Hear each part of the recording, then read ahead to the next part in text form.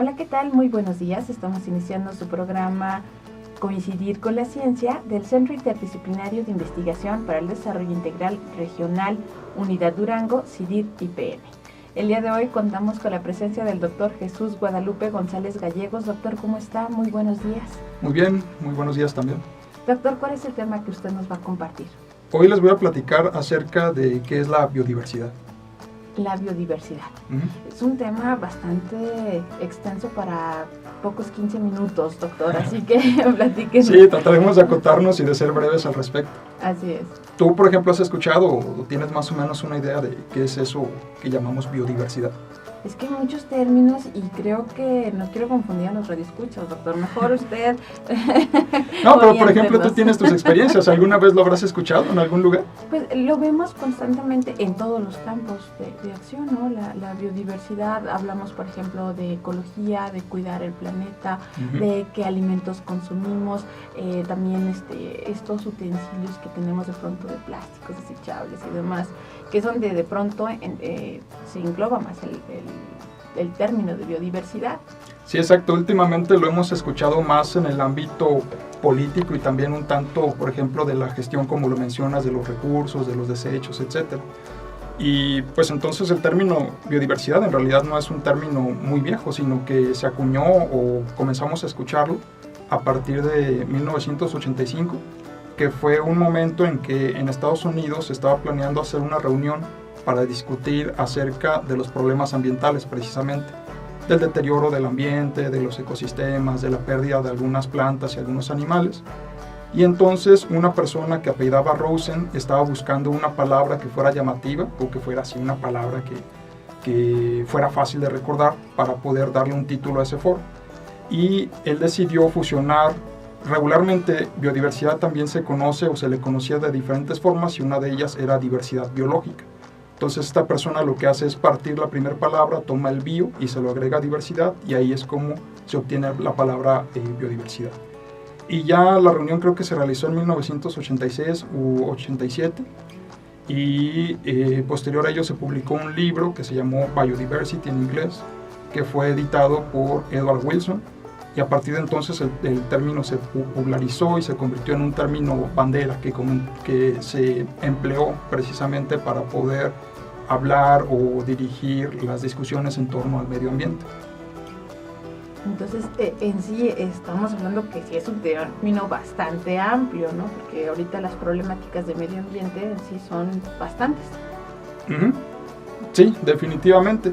Pero también el hecho de que, bueno, funcionó mucho el que se creara este término porque ayudó a poder comunicarse o a tener una mejor comunicación entre políticos, académicos, industriales, etcétera, porque ya había, digamos, como una palabra uniforme a partir de la cual dirigir o a partir de la cual establecer las discusiones.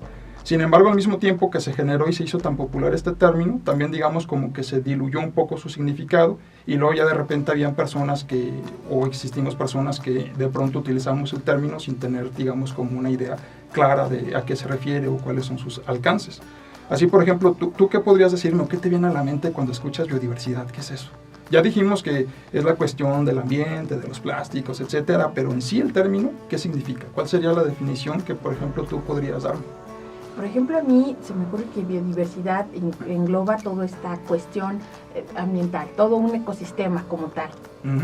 Y para mí, francamente, eso es lo que viene a mi mente que pudiera ser el significado de la palabra como tal. Pues ciertamente eso es parte de la biodiversidad. Nada más como tú lo habías dicho en un comienzo, el término es muy amplio y abarca muchas cosas. Entonces, si nosotros buscamos una definición más integral o digamos más correcta respecto a lo que implica o a la realidad del término biodiversidad, estaríamos hablando que la biodiversidad es toda la variedad de organismos vivos en todos sus niveles y a lo largo de toda la existencia de la vida, que incluye además las interacciones o los procesos que sufren tales elementos. Y esos procesos podemos hablar de procesos ecológicos, como ya los habías mencionado, o podemos hablar de procesos evolutivos. Entonces, por ejemplo, biodiversidad, si estamos hablando que es o abarca todo aquello que está vivo y en todos sus niveles, entonces estaríamos considerando que incluye tanto, por ejemplo, los genes, que son estas moléculas que están dentro de nosotros y que, por ejemplo, son parte o gran parte del por qué tenemos ojos azules o cafés o la piel blanca o la piel morena, se debe precisamente a cómo funcionan los genes. Entonces los genes son biodiversidad, digamos que es el nivel más bajo o más íntimo de lo que sería la biodiversidad, pero después los genes se organizan en otro tipo o interactúan con otro tipo de moléculas, se forman las células, los tejidos, se forman los órganos y finalmente un individuo completo. Y cada uno de estos elementos son diferentes niveles de organización que también son biodiversidad. Y ya cuando nosotros juntamos varios individuos que somos comunes o que compartimos características, pues estaríamos hablando de una especie. Por ejemplo, los humanos seríamos una especie. Y esta especie conforma poblaciones, las poblaciones comunidades, las comunidades finalmente ecosistemas. Cada uno de esos son diferentes niveles que forman parte preciso de la biodiversidad. El que tú me mencionabas acerca del paisaje o el ecosistema sería uno de los niveles más altos de qué es la biodiversidad. Entonces estamos hablando, doctor, que cuando nos cuidamos a nosotros mismos y estamos organizados, estamos dentro de esa organización y cuidado de la propia biodiversidad.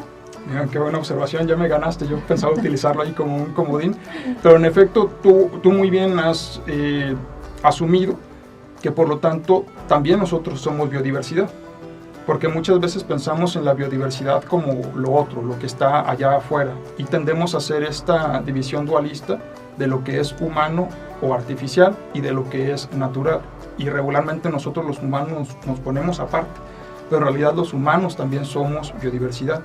Así que por lo tanto, si tú buscas una estrategia para conservar o proteger esa diversidad, por ejemplo las plantas que existen en el estado de Durango o los animales que existen en el estado de Durango, de manera automática también te estás protegiendo o te estás salvaguardando tú misma, nosotros mismos. ¿Cómo realizan ustedes estas investigaciones en el CIDIR? Por ejemplo, ¿hay alguna investigación que nos diga cómo se encuentra en este tema de biodiversidad? Hablemos aunque sea del municipio, no tanto del estado, porque realmente también es bastante amplio, pero ¿hay algún estudio que a ustedes les indique cómo se lleva a cabo este desarrollo? Sí, sí los hay. Recientemente, el año pasado preciso, se publicó un libro que se llama Biodiversidad, creo que sí se llama tal cual así, Biodiversidad del Estado de Durango, que está disponible en línea. Si lo buscan en internet, ahí lo van a encontrar. Y en este libro hay varios capítulos en los cuales se abordan diferentes grupos de los que conforman a la biodiversidad del Estado. Entonces, por ejemplo, ahí puedes encontrar un capítulo que habla de los animales, y más específico de los reptiles, que serían las lagartijas, las tortugas, las serpientes. Luego hay otro capítulo que habla de las plantas, uno específico que habla de las plantas que tienen flor, otro que habla de las plantas que no tienen flor, y ahí se dan cifras o cantidades de lo que podemos encontrar, de los diferentes tipos de plantas o animales que podemos encontrar en Durango, hasta lo que se sabe en la actualidad con base a investigaciones y exploraciones del estado. Por decir algo, por ejemplo, para el caso de las plantas en el estado de Durango, ahí se tienen listadas o se estima que hay alrededor de 4.800 plantas diferentes que son nativas, es decir, que crecen de aquí de manera natural, no es que alguien las haya cultivado, aquí en el estado de Durango. Entonces sí hay cierta información. Tienen bastante información al respecto. Y ya, por ejemplo, hay algunos talleres, algo que ustedes ofrezcan, no sé, para ampliar más la investigación, o para los estudiantes de las diferentes instituciones educativas de nivel superior que estén interesados en conocer más sobre el tema. Sí, en el CIDIR regularmente tenemos diferentes actividades, hemos tenido conferencias. En noviembre pasado tuvimos, de hecho, un taller que se llamó ¿Y tú qué coleccionas?, que estaba dirigido para niños, y consistía en mostrarle a los niños que así como uno puede coleccionar, por ejemplo, tarjetitas o tazos o juguetes o cualquier objeto, también hay colecciones científicas que consisten en resguardar muestras de plantas o de animales para poder realizar investigación sobre ellas o saber qué plantas, qué animales viven en un lugar en específico. Y también ahí les hablamos del trabajo que hacemos, tenemos esa clase de actividad. También hay diferentes publicaciones que han sido producto de la investigación de investigadores del CIDIR o en colaboración con otras instituciones que están disponibles ahí mismo, o también nosotros podemos recibir estudiantes o público en general que esté interesado en conocer las instalaciones o que tenga curiosidad sobre el tema. Y se le puede dar la información simplemente con que se pongan en contacto directamente con ustedes. ¿Tienen algunas redes sociales de manera específica? El herbario, yo trabajo en el herbario. Dentro de la biodiversidad yo me dedico o me enfoco a las plantas, y ahí en esa área nosotros estamos apenas elaborando, tratando de generar una página electrónica. Sin embargo, si entran, por ejemplo, al Facebook del CIDIR mismo o a la página del CIDIR, ahí en los datos de contacto pueden pedir que los canalicen con nosotros, y si el interés es que les demos más información sobre plantas, o también ahí en la institución tenemos gente que trabaja con otros grupos, como por ejemplo mamíferos, animales, también reptiles o insectos. Es difícil, doctor. Yo lo escuchaba ahorita que estaba mencionando el tema de los niños, ¿no? Que de pronto no nos imaginamos a los científicos platicando con niños, como que nuestra creencia, ¿no? Es de pronto que es un lenguaje tan complicado que es difícil llegar a una población también muy difícil, que son los infantes.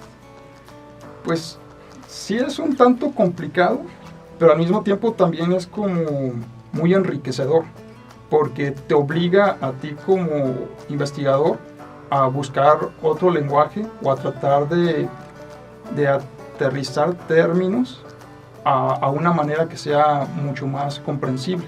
Muchas veces nosotros utilizamos palabras técnicas que nos ayudan a mejorar la comunicación entre colegas que estudiaron lo mismo que nosotros, que también conocen esos términos, pero a la hora que hablamos con una persona que tiene otra formación, pues entonces quizá ellos no van a entendernos muy bien. Pero al final de cuentas, estos términos técnicos, pues son palabras que se acuñaron a partir también de palabras coloquiales, que podemos sustituirlas por otras, y entonces podemos darnos a comprender por otro público, por ejemplo el público infantil. ¿Cómo reciben ellos estos temas de biodiversidad?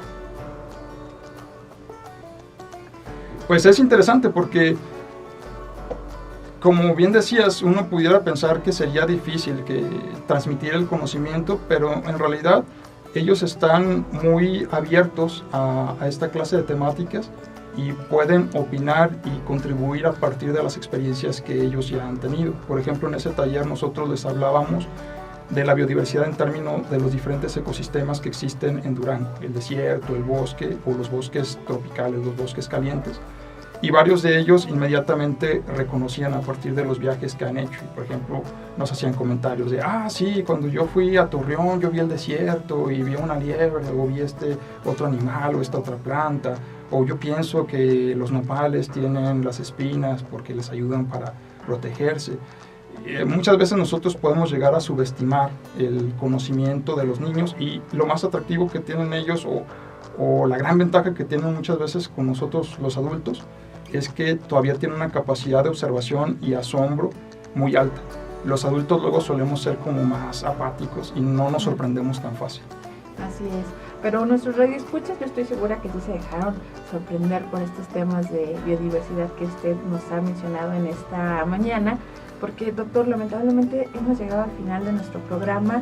Luego esperamos en una ocasión más para que nos siga ampliando estos temas que son de gran valía, simplemente reconocernos como parte de esa biodiversidad. Uh-huh. Doctor Jesús Guadalupe González Gallegos, muchas gracias por esta charla. Gracias a ustedes. Agradezco como siempre su escucha, ya lo sabes, soy Esther Díaz, hasta la próxima semana.